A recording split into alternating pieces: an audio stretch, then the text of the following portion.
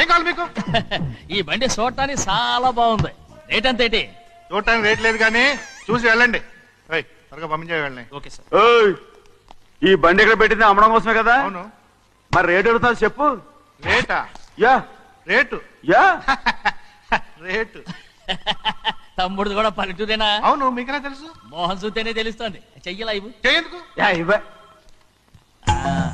ఇదే ఇదే ఇదే వెళ్ళేవాడువా? పక్క పల్లెటూరు బయటలాగా ఉన్నావే. ఇదే గేదె వ్యాపారం అనుకున్నారా?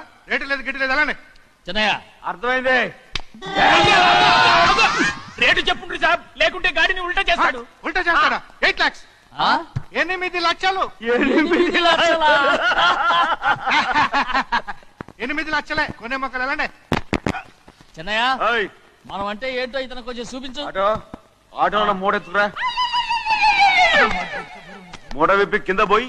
నేను పోయా, నువ్వే పోసుకో. అరే ఎక్కువ ఇస్తాలే పోయి. పొద్దుగాల సంధి గిట్ట కొడుతున్నావు.